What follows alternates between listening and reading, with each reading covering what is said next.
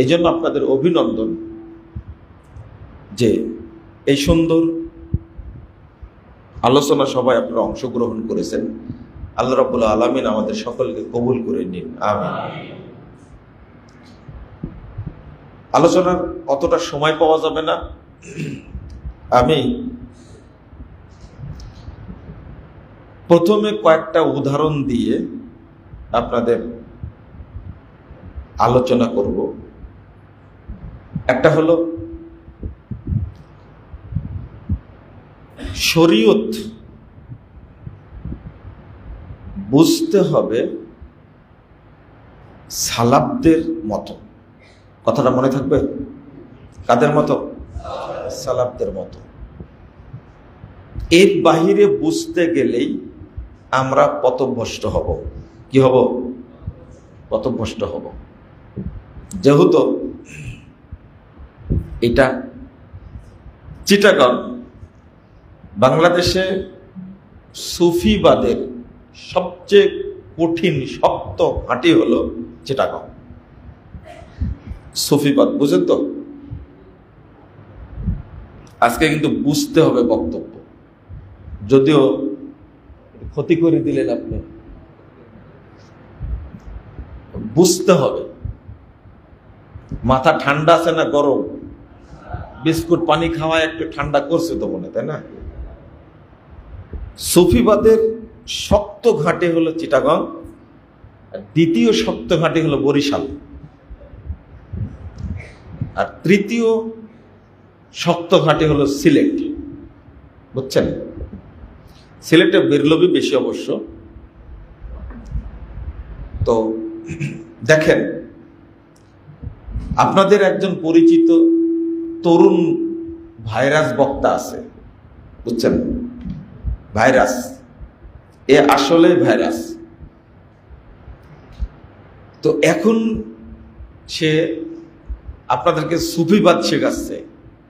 কি শেখাচ্ছে? সুফিবাদ। এক বাক্যে সুফিবাদ হলো কুফরি মতবাদ। কি? কুফরি মতবাদ। সুফিবাদের মূল দর্শন হলো মানুষকে আল্লাহ বানানো আর আল্লাহকে মানুষ বানানো। মনে থাকবে? মানুষকে কি বানানো? আল্লাহ বানানো, আর আল্লাহকে মানুষ বানানো। আর আরেকটা আকীদা আছে, সেটা হলো তাসাব্বুরুশ শাইখ। আরেকটা আকীদা কি? তাসাব্বুরুশ শাইখ। তো তারা দলিল পেশ করেছে মানুষ যে আল্লাহ আর আল্লাহ যে মানুষ, এর দলিল আছে। কিন্তু বলবো অনেকের কাছে আলোচনাটা কঠিন হতে পারে, কিন্তু আজকে কঠিন হলেও ভবিষ্যতে এটা আবার সহজ হয়ে যাবে ইনশাআল্লাহ। তারা বলছেন যে আল্লাহু নূরুস সামাওয়াতি ওয়াল আরদ, সূরা নূর 35 নম্বর আয়াত। এই যে আল্লাহ আসমান জমিনের কি? নূর। আল্লাহ আসমান জমিনের নূর। বলেন তো এর অর্থ কি? আল্লাহ আসমান জমিনের কি? আল্লাহু নূরুস সামাওয়াতি ওয়াল আরদ মানে কি? আল্লাহ আসমান জমিনের। বলেন, আপনারা যেটা জানেন তো আপনারা বলেন। হ্যাঁ, রহমত, জ্ঞান, আর একটা কি বললেন যেন? আলো, জ্যোতি, সৃষ্টিকর্তা। বলতে থাকেন, দেখি হয় কিনা। হ্যাঁ, রক্ষণাবেক্ষণকারী। আর কিছু বলবেন? দেখেন, তাহলে আসমান জমিনের নূর, অর্থাৎ আসমান জমিনের সবকিছুই আল্লাহর নূরের অংশ। আল্লাহর নূর থেকে প্রথম আল্লাহ সৃষ্টি করেছেন কাকে? মুহাম্মদ সাল্লাল্লাহু আলাইহি ওয়াসাল্লাম। আর মুহাম্মাদের আল্লাহর নূরের নবী পয়দা, নবীর নূরের, এইটাই না বলেন আপনারা? তো বলছেন না কেন? যেটা বলেন সেটা বলেন। তাহলে একটু খেয়াল করেন, সব কিছুই নবীর নূরে সারা জহন পায়দা। তা নবী কার অংশ হলো? আল্লাহর অংশ।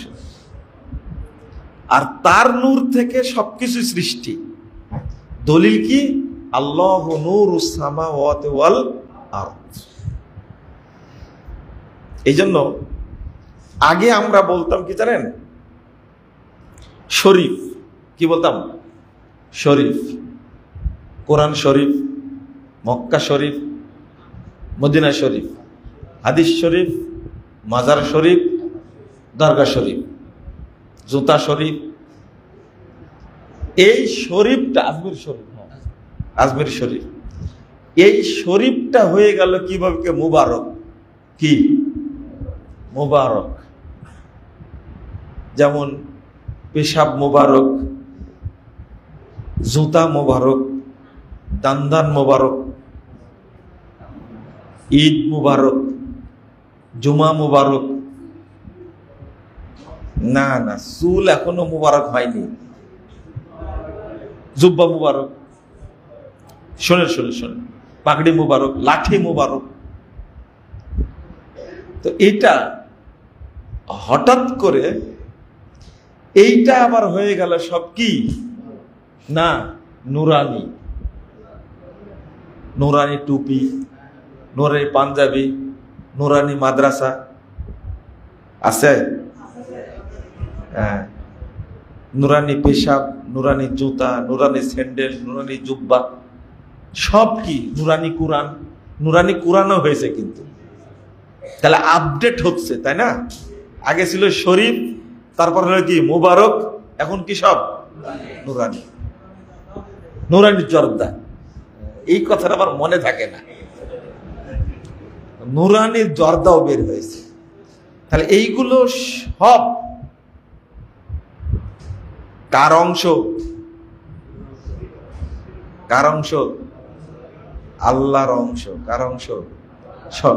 নুরানি মেসওয়াকও আছে, নুরানি আতরও আছে, নুরানি সুরমা। তাহলে সব নুরানি। এদের পরিকল্পনাটা দেখছেন? এটা সুফিবাদী পরিকল্পনা। কাশ্মীরে গেলাম গত অক্টোবরে। তো যে বাসায় ছিলাম, ওই বাসার ছেলেটা আমাকে বলছে, চলেন একটা মসজিদ দেখাবো। সে মসজিদের নাম হলো হজরত বাল মসজিদ। হজরত বাল মসজিদ।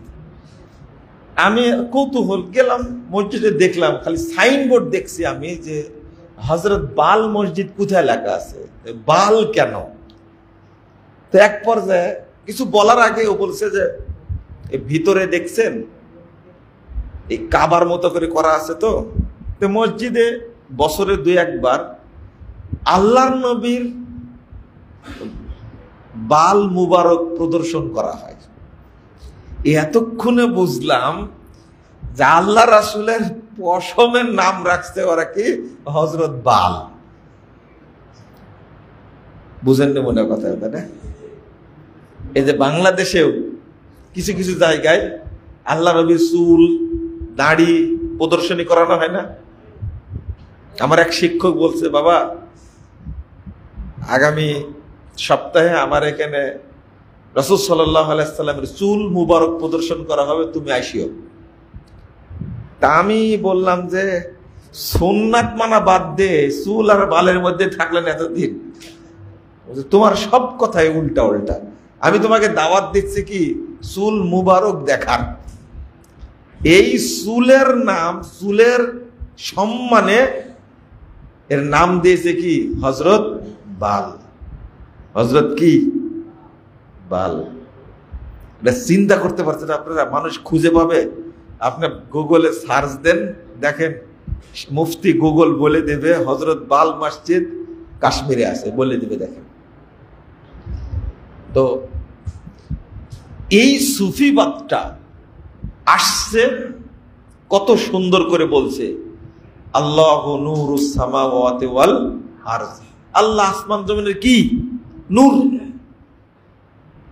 তাহলে সব কিছুই এখন যেটা করা হচ্ছে একবারে বলছে যে নুরানি চেহারা। বুঝেননি কথা? হ্যাঁ, দেখো মনে হচ্ছে নূর ঝলসে পড়ছে, বলে না? কার নূর? হ্যাঁ, মানে সরাসরি আল্লাহকে দেখা যাচ্ছে। তার দলিল হলো আল্লাহু নূরুস সামাওয়াতি ওয়াল আরজ। প্রথম কথা হলো, আপনারা যে অর্থগুলো করলেন, আল্লাহ আসমান জমিনের সংরক্ষণকারী বললেন না, আল্লাহ আসমান জমিনের মালিক, আল্লাহ আসমান জমিনের জ্যোতি, আল্লাহ আসমান জমিনের কি আর একটা কি বললেন যেন? আসলে এই আয়াতের অর্থ এটা না, জ্ঞান। কেউ বললো কি আল্লাহ আসমান জমিনের কি জ্ঞান, আরো মাকায় ফেললো একবারে। এবার চলেন এই শব্দটার অর্থটা কি। ইবনে আব্বাস রাদিয়াল্লাহু আনহু, উবাই ইবনে কাব রাদিয়াল্লাহু আনহু, উবাই ইবনে কাবকে চিনেন তো? সাহাবী না? সাহাবী এবং তাবেঈরা অর্থ করছেন, ভালো করে শুনেন।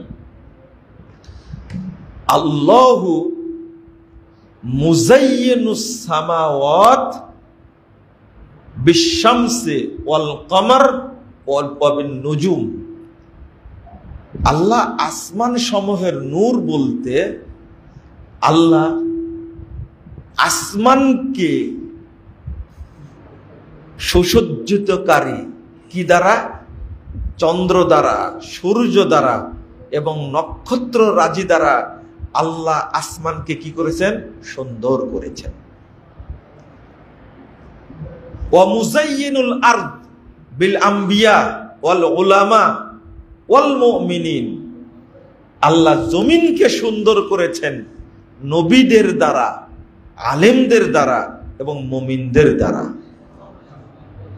দুইটা অর্থ কি মিলল? সরাসরি আল্লাহই বানা দিল সবকিছুকে, তাই না? সবকিছুই আল্লাহ। এই ধারণাটা কাদের? মুসলিমদের না হিন্দুদের? একটা জাকির নায়কের সংগ্রাম, যে অন্যরা বলে সবকিছুই আল্লাহ আর আমরা বলি সবকিছুই আল্লাহর। মনে পড়ে কথাটা? সবকিছুই কার? আল্লাহ। আর এই আয়াতের অনুবাদ করছে সবকিছুই কি? আল্লাহ। আল্লাহু নূরুস সামাওয়াতি ওয়াল আরদ বলে সবকিছুই আল্লাহ। অর্থাৎ কোন জায়গা আল্লাহ থেকে খালি না, এই একটা দলিল। তাহলে কি বুঝলাম? আল্লাহ আসমান জমিনের নূর মানে কি? আল্লাহ আসমানকে কি সুসজ্জিতকারী এবং জমিনকে কি আল্লাহ সুসজ্জিত করেছেন, তাই না? সৌন্দর্য বন্টন করেছেন। দুইটা অর্থের সাথে কোনো সম্পর্ক নাই। আল্লাহ আসমানকে সুন্দর করেছেন, কিন্তু আল্লাহ কি আসমান হয়ে গেলেন নাকি? তা আয়াতের অর্থ তাই করলেন আগে। এই জাতিকে কিভাবে বুঝাবেন? কিভাবে বুঝবেন? কত সুন্দর করে বলছেন, নূর মানে মুনাব্বির, অর্থাৎ তিনি সুন্দর করেছেন। কি দ্বারা? আসমান সুন্দর করেছেন কি দ্বারা? সূর্য দ্বারা। কি দ্বারা? চন্দ্র দ্বারা। তারপরে কি? তারকা নক্ষত্রের রাজি জাত, সেগুলো দ্বারা। আর জমিনকে সুন্দর করেছেন কি দ্বারা? নবীদের দ্বারা। তারপরে কি? আলেমদের দ্বারা। তারপরে এটা যদি আরবি গ্রামার বুঝতো কেউ, যে আল্লাহর পরে নূর শব্দটা যে ইজাফত হয়েছে, তখন অর্থটা নূর না হয়ে মুনাব্বির হবে। এটা যদি গ্রামার কেউ জানে, তাহলে অর্থ করতে কোনো সমস্যাই না। দুই নম্বরটা হলো রাসূল সাল্লাল্লাহু আলাইহি ওয়াসাল্লাম সহিহ বুখারী হাদিস 6502 নম্বর হাদিস। আল্লাহ রাসূল বলছেন, ক্বাল আল্লাহু তাআলা, আল্লাহ তাআলা বলছেন, আল্লাহর ঘোষণা, ইযা আহবাবতুহু, আমি যখন কোনো বান্দাকে ভালোবাসি। এদিকে তাকান।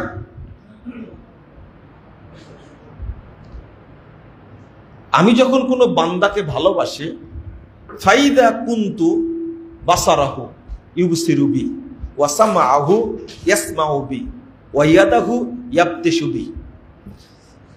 দেখেন অনুবাদটা কি করছি, ভালো করে শোনেন।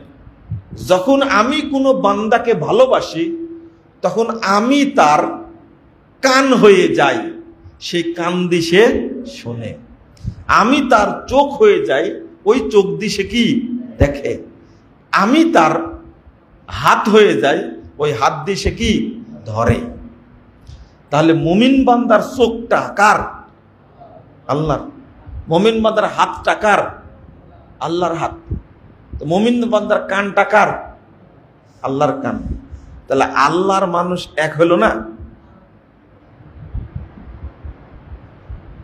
কি বলেন দেখি?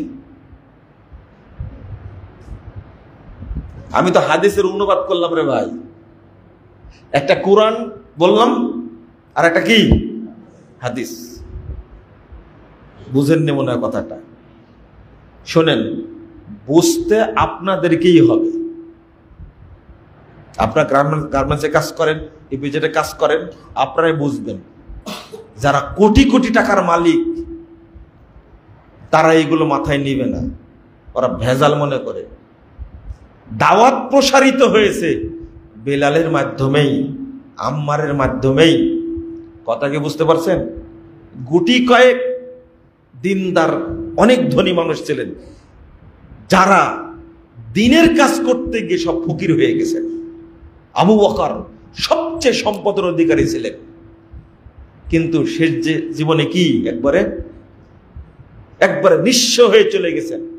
ওমর রাদিয়াল্লাহু আনহু এত সম্পদের মালিক, নিঃস্ব হয়ে গেছেন। তো যারা দিনের কাজ করবে তার এইরকম দরিদ্র মানুষই হবে। কথা বুঝতে পারছেন তো? এই জন্য আল্লাহ তাদেরকেই 500 বছর আগে জান্নাত দান করবেন। তো মনে করতে হবে এই দায়িত্ব আমাকেই পালন করতে হবে। কথা কি বুঝতে পারলেন? আপনাদের মাধ্যমে প্রচার হবে। আজকে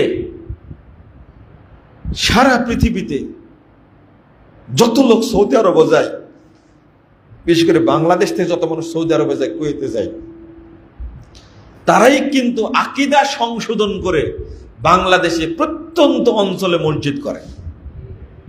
যেখানে আমরা কোনোদিন যেতে পারতাম না, সেই জায়গায় টেনে নিয়ে যাই।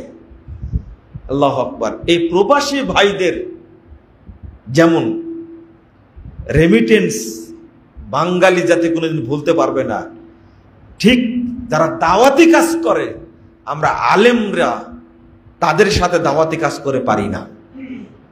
প্রবাসী ভাইয়েরা এতই দাওয়াতি কাজ করে, প্রোগ্রাম হচ্ছে, টাকা দিচ্ছে কে? প্রবাসী ভাইয়েরা। অন্তত 80% টাকা তারা দেয়, খাবার দেয়। ওই ভাই থাকে কোথায়? সিঙ্গাপুরে। যে আলেমদের বিদায় দিবে, পথ খরচ দেবে, সে কোথায় থাকে? সৌদি আরবে। আর যে বলছে যে পুরস্কার বিতরণে কে, ও আছে কোথায়? মালয়েশিয়ায়। আপনারা কি করলেন? মসজিদ তৈরি করছে প্রবাসী ভাইয়েরা। দেখেন, কেউ 1 লাখ, 2 লাখ, 5 লাখ। আমরা এগুলো বুঝি। এরা কারা? এরা কি মাস্টার্স পাস, কামেল পাস? না না, কামলা পাস। কামলা দিতে গিয়ে সৌদি আরবে। আর এই দেশের পথভ্রষ্ট উলামায়ে ক্রাইম যারা, উলামায়ে সু যারা, এরাই প্রবাসী ভাইদেরকে কি করে? গালিগালাজ করে। ওই যে বিড়ির মুতা কুড়াই, আর বাংলাদেশে এসে বলে যে আমরা আলেম হয়ে গেছি। 96 বছর যাবৎ বুখারী পড়াই, পেটে গুলি মারলেও তাওহীদ কয় প্রকার বলতে পারবে না। সৌদি আরবে মাত্র 3 মাস থাকলে তাওহীদ কয় প্রকার, কি কি সংজ্ঞা, কি সব বলে দিতে পারে তারা। তোমাকে এই ভূতের মন্ত্রের মতো বুখারী পড়তে কে বলেছে? বুঝেননি কথা? তো মনে করবেন না যে এই দায়িত্ব মসজিদের ইমাম পালন করবে, যে না, আপনি উপস্থিত, আপনিই পালন করবেন। মসজিদের ইমাম তো মুশরিক, মাজার পূজা করে, কবর পূজা করে। তাদের উপরে আপনি কি ভরসা করতে পারবেন? যে না, বুঝতে আসে না। মনে করেন যে আমি শুনছি, আমি দাওয়াতি কাজ করবো ইনশাআল্লাহ, এবং সবাই দাওয়াতি কাজ করবে। কি বলছিলাম মনে আছে? রাগ করলেন নাকি? রাগ করারই কথা যে আমরা কেন দায়িত্ব পালন করব? দায়িত্ব আপনাদেরই পালন করতে হবে। তা হাদিসটা কি? আল্লাহ বলছেন, আমি যখন কোনো বান্দাকে ভালোবাসি, আমি তার চোখ হয়ে যাই, সে চোখ দিয়ে দেখে। তাহলে হাদিস প্রমাণ করে না যে মুমিন বান্দার চোখটা কার চোখ? আল্লাহর চোখ। মুমিন বান্দার কানটা কার?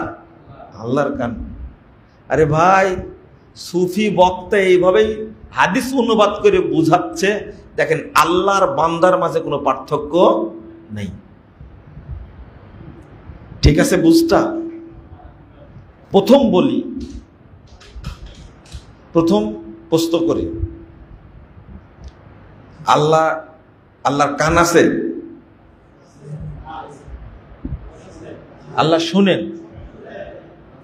কান আছে না? আছে, কান আছে। তাহলে আকীদা এখনো পরিষ্কার হয়নি। ওই একজন বলছে, কে বলল? আপনি বললেন, তাই না? ও আচ্ছা আচ্ছা, শোনেন, আল্লাহর কান আছে এটা বলা যাবে না, কারণ কানের কথা কোরআন হাদিসে নেই। অন্তত আজকে এইটা শিখতে পারবেন তো? হ্যাঁ, মনে মনে নিয়াত করবেন, আল্লাহ আমি আমার সন্তানকে আলেম করব, তুমি কবুল করে নাও। বাচ্চা কাচ্চাদের আলেম বানাবেন। বেদাতি আলেম না কিন্তু, মিলাদ পড়ে ব্যবসা করে খাবে এই আলেম না। হক কথা বলতে পারবে, মায়ের খাবে, ইট খাবে, পাথর খাবে, এইরকম আলেম তৈরি করতে হবে, হকটা যেন বলতে পারে। তাহলে আল্লাহর কান আছে এটা বলা যাবে না, কারণ কানের কথা নাই। আল্লাহ শুনেন। আল্লাহ কি শুনেন? তো বলা যাবে আল্লাহর চোখ আছে, তিনি দেখেন, কারণ চোখের কথা আসছে কোরআনে। বুঝেননি কথা? চোখের কথা আসছে। এটাই হলো আকীদা। আল্লাহ সম্পর্কে যা বর্ণিত হয়নি সেটা বলা যাবে না। তো বেদাতে মোল্লাকে বলবেন, যাই মোল্লা, তুমি যে অনুবাদটা করলে যে বান্দার, তখন আমি বান্দার কান হয়ে যাই, তা আল্লাহর কানের কথা আল্লাহ উল্লেখ করেননি, তাহলে এই হাদিসের অর্থ কি? বুঝেননি কথা? আমি বান্দার কান হয়ে যাই, তাহলে বান্দার কানটা কার কান হলো? আল্লাহর কান হলো। কিন্তু কোরআন হাদিস দ্বারা আল্লাহর কান প্রমাণিত নয়।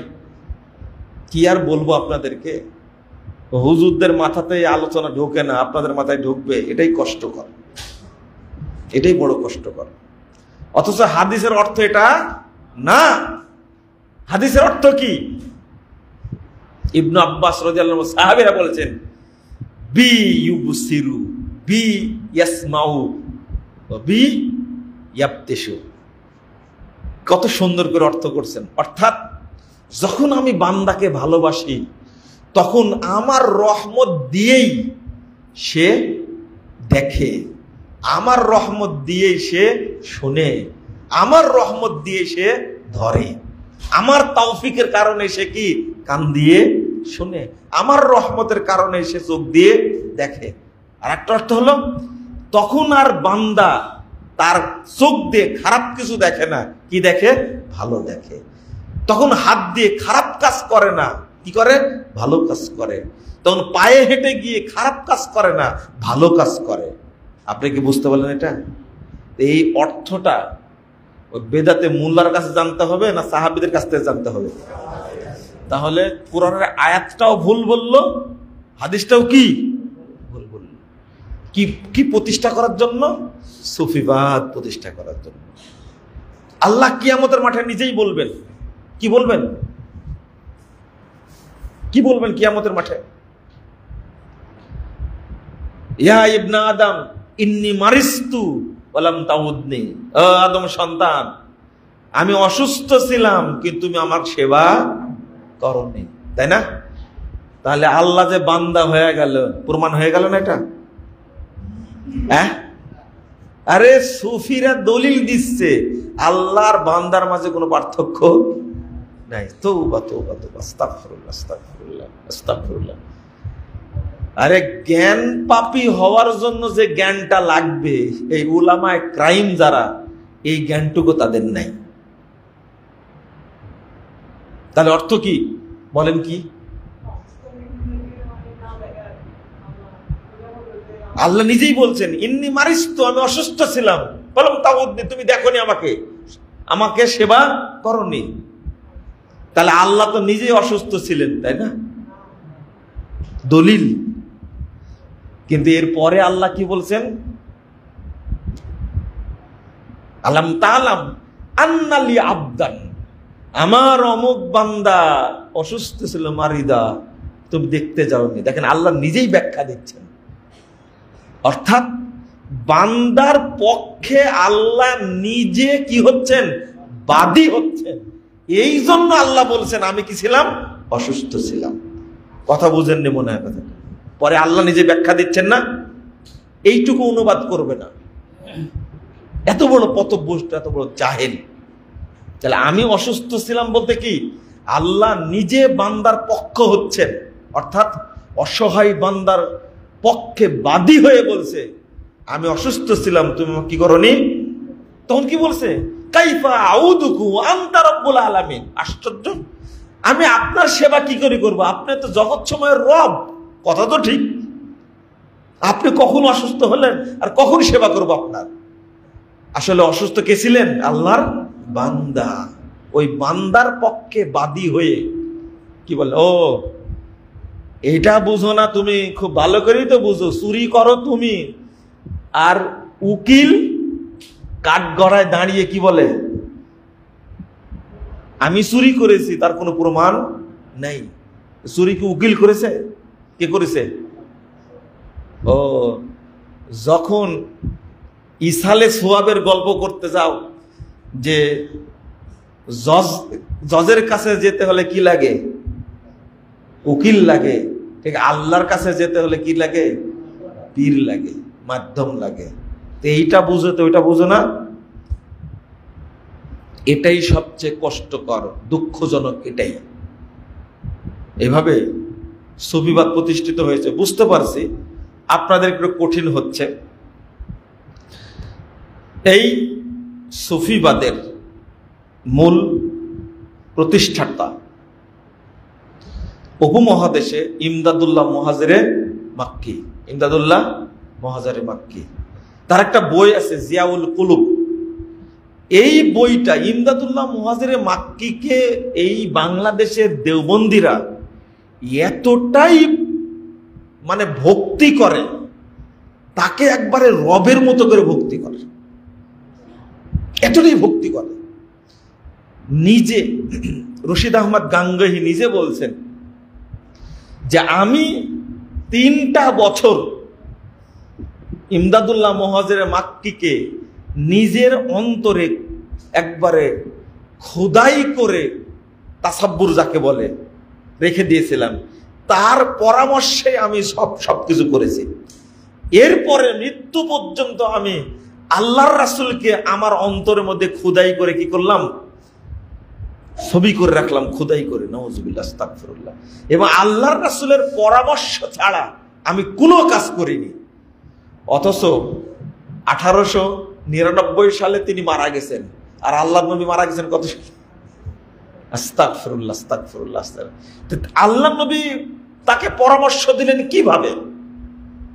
কত সুফিবাদী আকীদাটা মানুষের মধ্যে কিভাবে ঢুকছে, এর মূল প্রবক্তা হলো আপনাদের চিটাগাঙ্গের বাইজিদ বুস্তামি। বাইজিদ চিটাগাঙ্গ না, শাহজালাল হলো সিলেটের। বাইজিদ বুস্তামি কোনোদিন বাংলাদেশে আসেওনি, কোনোদিন না। শুধু ইরানেই তার মাজার আছে 30টার অধিক। কয়টা? আপনারা বাইজিদ বুস্তামির কবর বানায়া, মাজার বানায়া দারুণ ব্যবসা করে খাচ্ছেন। ছি ছি ছি, নাউজুবিল্লাহ, আস্তাগফিরুল্লাহ।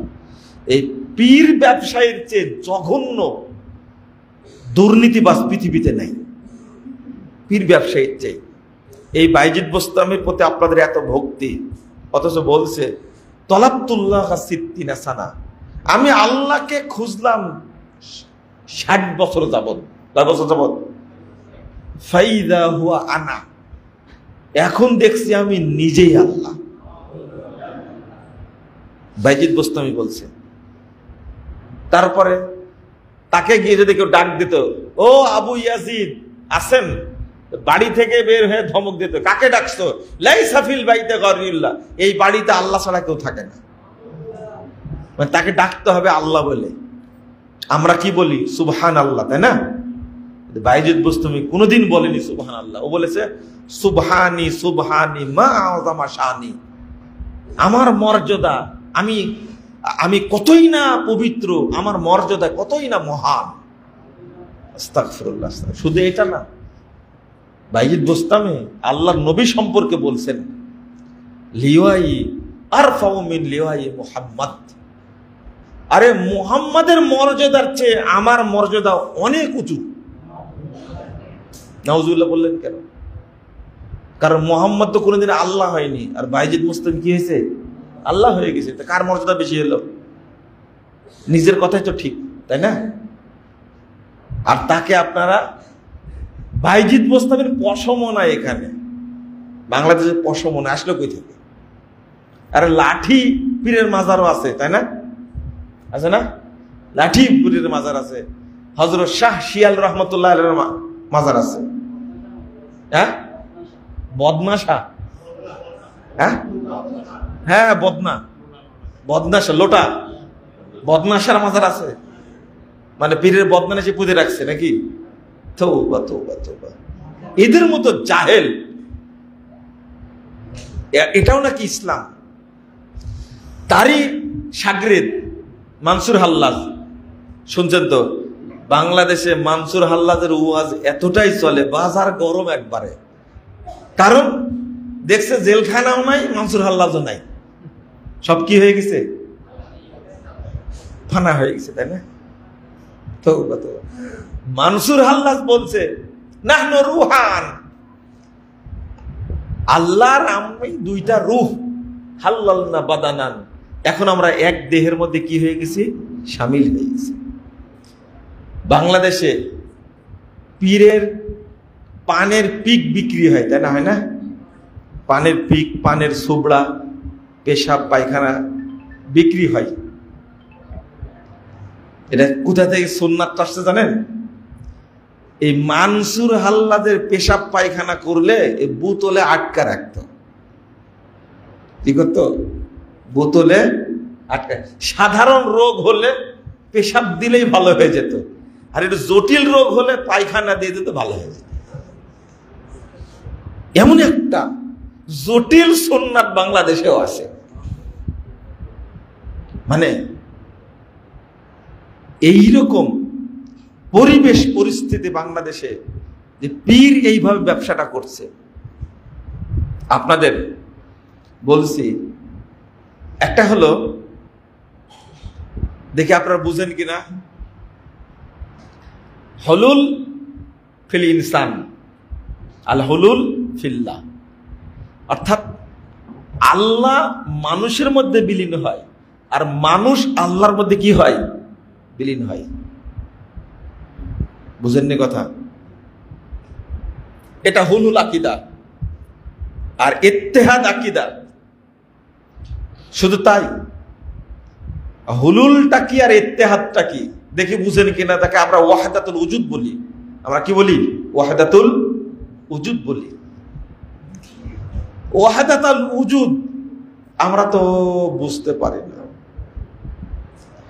আচ্ছা, এটা বুঝবেন আশা করি ইনশাআল্লাহ। এই চিনি আর পানি দুইটা এক জায়গায় গুললে কি হয়? শরবত হয়, তাই না? মিশ্রি হয় না? হ্যাঁ, মিশ্রি হয়। তো মিশ্রি কিভাবে তৈরি হয় জানেন? হ্যাঁ, চিনি আর কি পানি দুইটা এক জায়গায় হলে শরবত হয়, তাই না? এবার বলেন, দুইটা কি একই জিনিস না আলাদা আলাদা? একটা চিনি আর একটা কি, এটা হলো হলুল। দুইটা এক জায়গা হয়ে গেছে, এখন কি হলো? শরবত হলো। আরেকটা বলেন, শক্ত গুড় যখন গলে যায় তখন কি হয়? নরম গুড় হয় না? ওটাকে আপনারা কি বলেন? খেজুর ঝোলা গুড় বলেন, তাই না? কি বলেন আপনারা? ঝোলা গুড়।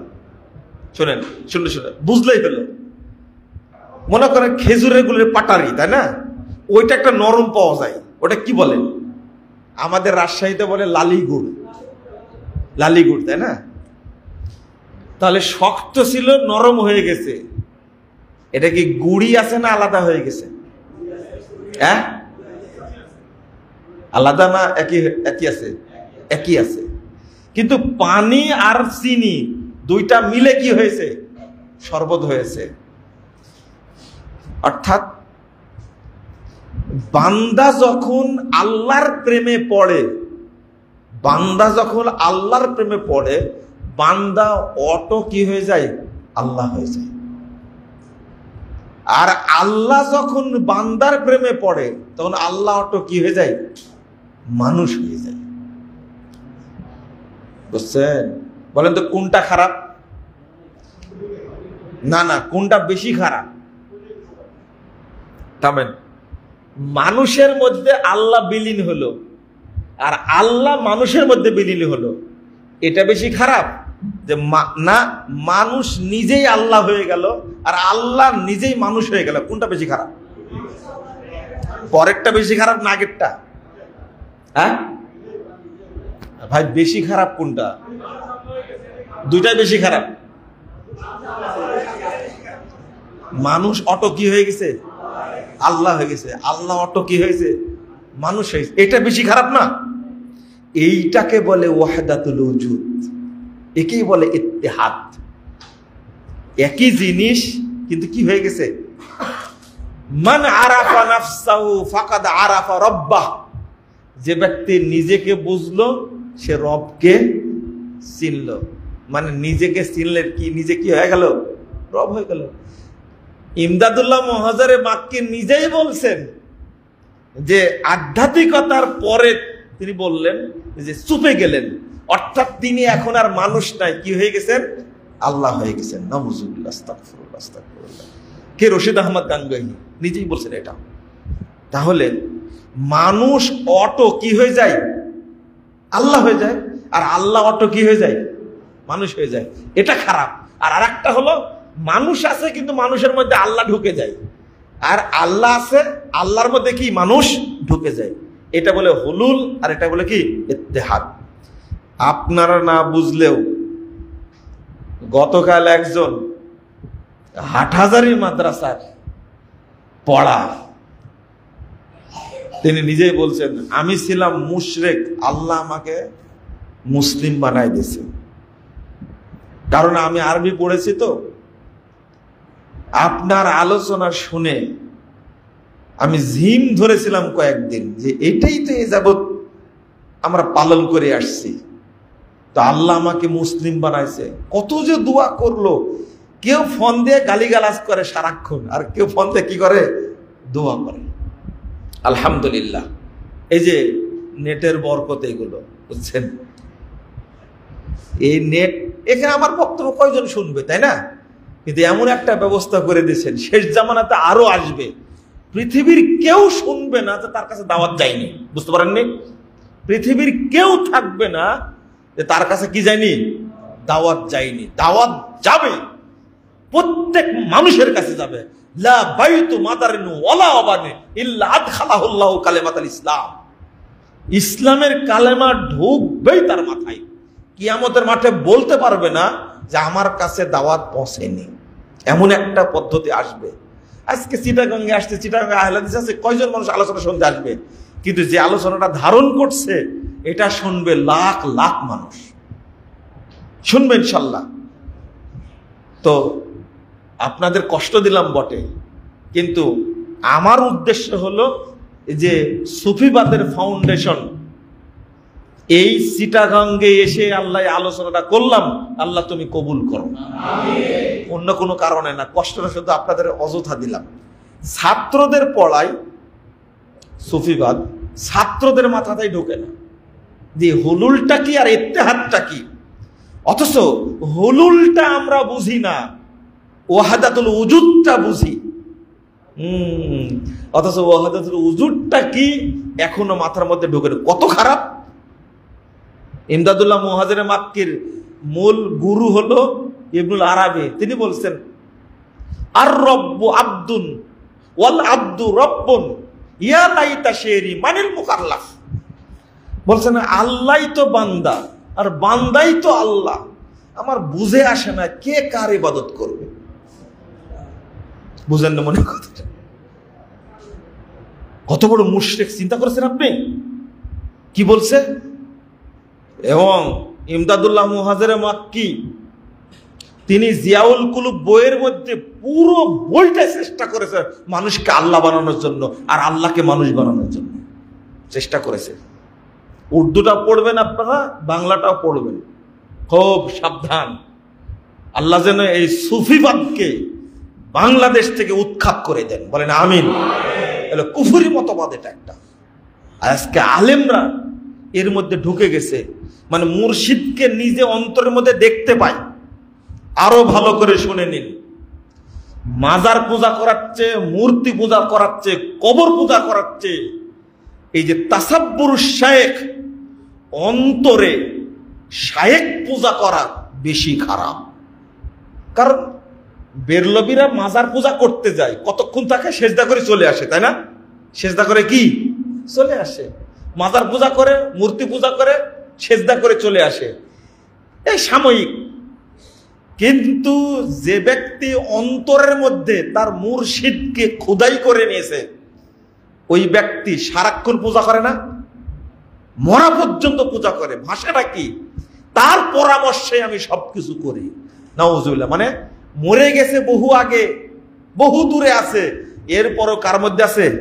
কলবের মধ্যে আছে। তাকে পূজা করছে, তাকে মানছে। এটা মূর্তি পূজার চেয়েও খারাপ, জঘন্য এটা।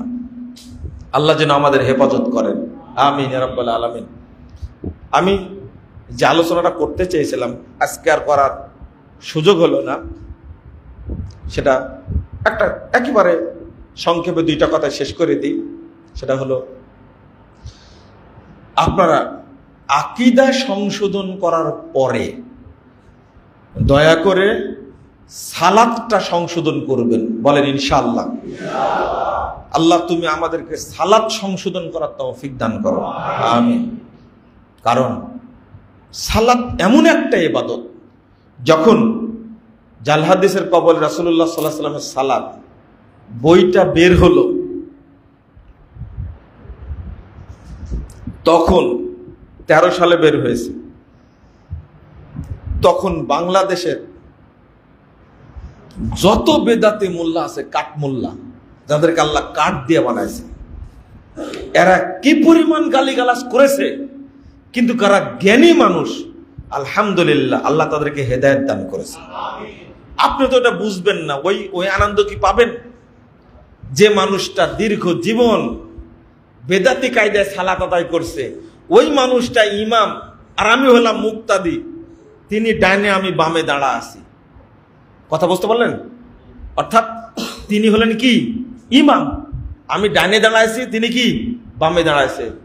যখন রফুল আয়দিন করে বুকে হাত বেঁধে সালাত আদায় করছে, বাংলাদেশের সবচেয়ে পরিচিত মোট আন্তর্জাতিক মুফাসসিরে কোরআন, তিনি যখন একসঙ্গে সালাত আদায় করছেন, রফুল আয়দিন করে বুকে হাত বেঁধে, ওই আনন্দটা আপনি যতটুকু পাবেন শুনে দেখে তার চেয়ে বেশি আনন্দিত হব আমি।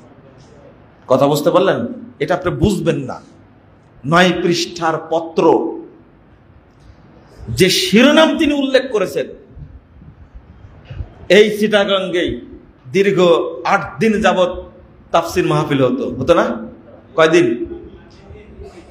5 দিন। তো শোনেন, সেই মানুষটা পত্র লিখছেন, ভুল সংশোধনে সফলতা আছে, ব্যর্থতা নেই, লজ্জারও কিছু নেই। উচিত এই শিরোনামটা একদিন বাংলাদেশের বুকে স্মরণীয় হয়ে থাকবে বেদাতীদের জন্য। ভাষাটা কি?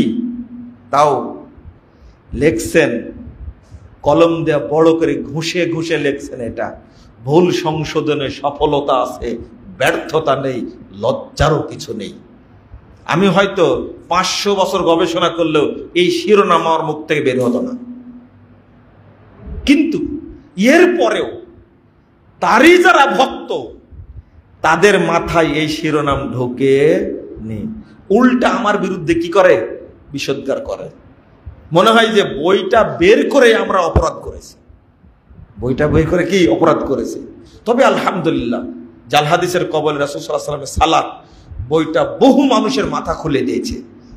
আপনারা শুধু দোয়া করবেন আল্লাহ যেন এটা কবুল করেন, এবং প্রত্যেকটা মানুষের কাছে যেন আল্লাহ পৌঁছে দেন। কারণ সালাত এমন একটা ইবাদত, যদি সালাত আল্লাহর কাছে কবুল হয়ে যায় তাহলে অটো অন্যান্য সব আমল কবুল হয়ে যাবে। কথা বুঝেননি?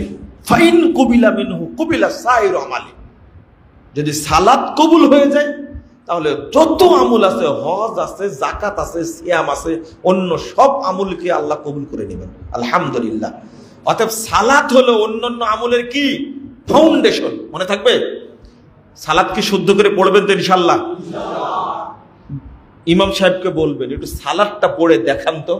আল্লাহ রাসূল তো দেখাতেন সালাত পড়ে, সালাত দেখাচ্ছেন মেম্বারে দাঁড়ায়, রুকু করার জন্য মেম্বার থেকে নেমে গেলেন, সেজদা করার জন্য মেম্বার থেকে নেমে গেলেন, সাহাবীদেরকে শিখাচ্ছেন, এইভাবে সেজদা করেছেন। কিন্তু আমাদের ইমামরা শুধু বক্তব্য দেয়, সালাত শিক্ষা দেয় না। সালাত প্র্যাকটিক্যাল শিক্ষার বিষয়, শুনে শিখা যায় না, প্র্যাকটিক্যাল শিখতে হবে। এইভাবে রুকু করতে হবে, এইভাবে সেজদা করতে হবে। আজকে বাংলাদেশে যে সালাত চলে, এই সালাত নবীর সালাত না। অধিকাংশ মানুষ যে সালাত পড়ে এটা হলো জাল সালাত, বুজুর্গের সালাত। যেভাবে বুজুর্গরা রেখে রাখছে ওইভাবে পড়ে না। একমাত্র একজন ব্যক্তির তরিকায় সালাত পড়তে হবে, তিনি হলেন মুহাম্মদুর রাসূলুল্লাহ সাল্লাল্লাহু আলাইহি ওয়াসাল্লাম। কোন নবীর তরিকায় পড়লেও চলবে না, আল্লাহর নবীর তরিকাতেই পড়তে হবে।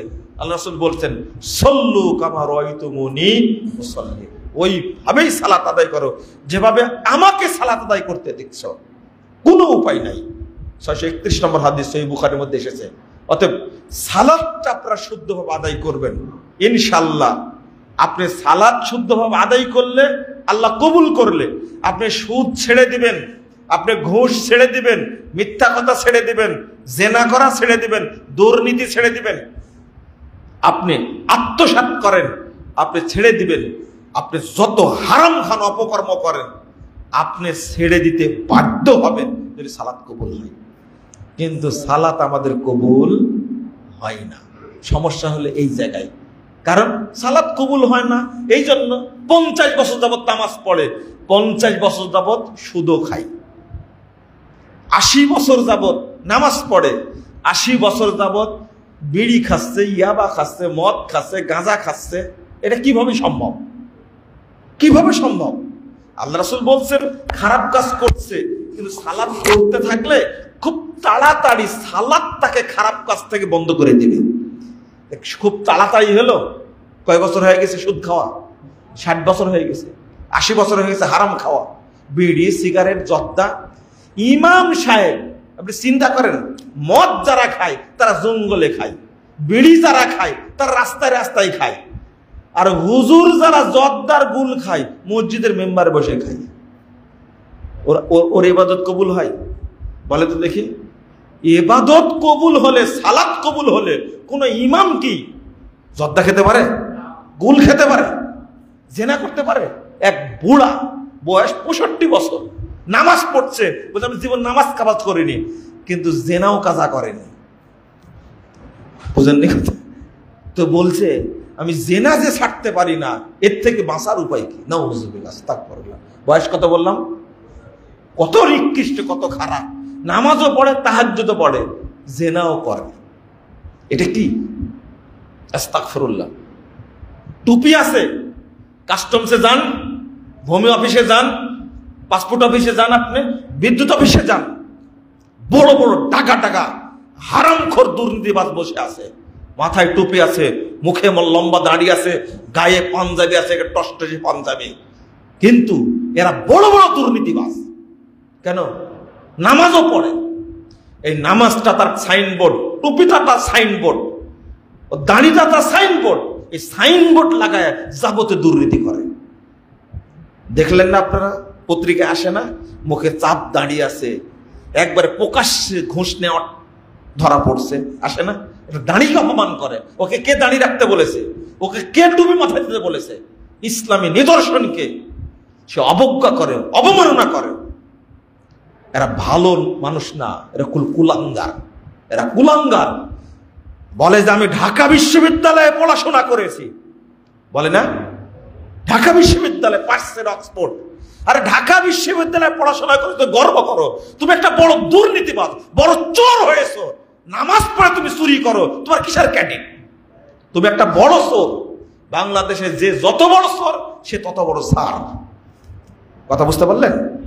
আবার দেখবেন ভালো ভালো কথাও বলে তারা। চোরের মুখে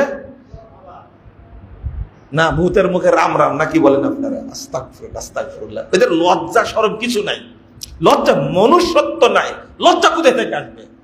আরে ভাই, আগে তো মানুষ নাকি, তারপরে তো মুসলমান নাকি?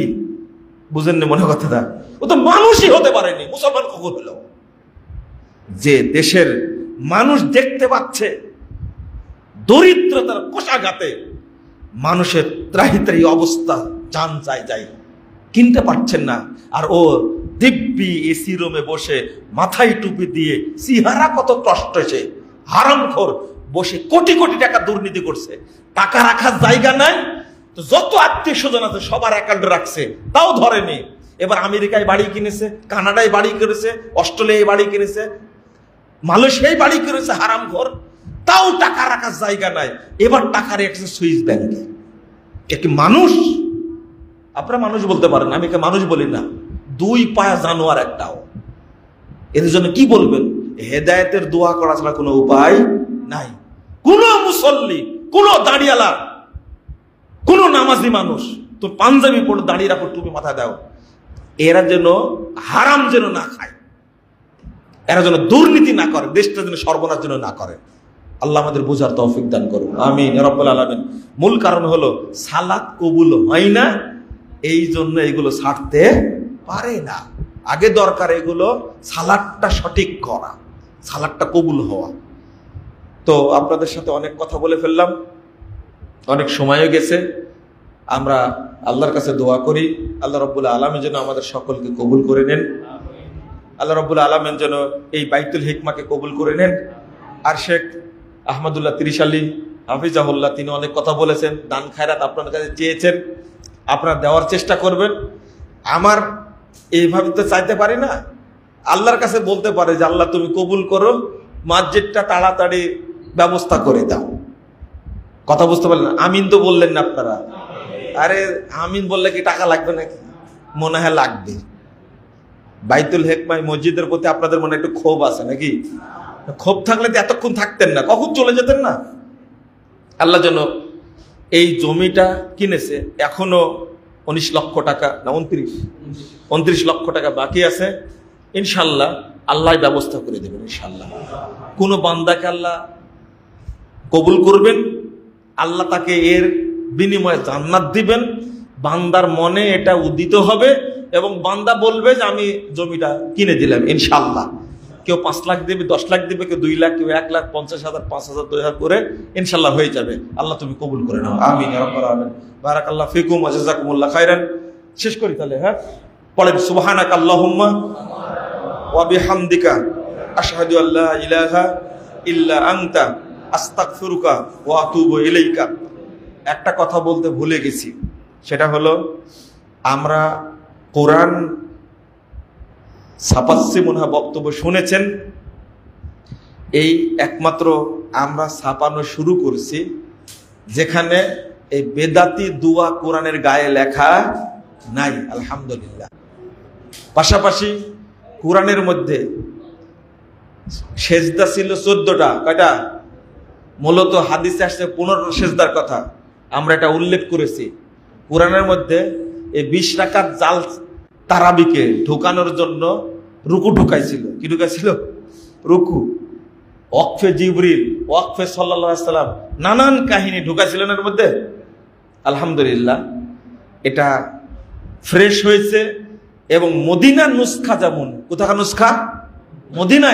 মদিনাতে নুসখা সংরক্ষিত হয়েছিল না, এই নুসখার আলোকে আমরা কোরআন ছাপাচ্ছি এবং ইচ্ছা করেছি এইটা বাংলাদেশে আমরা বিনামূল্যে বিতরণ করবো ইনশাআল্লাহ। আপনাদের এখানে পাঠাবো। আপনাদের কাছে একটা দাবি থাকবে, যাদের অর্থ আছে আপনারা এই প্রজেক্টে সহযোগিতা করবেন ইনশাআল্লাহ।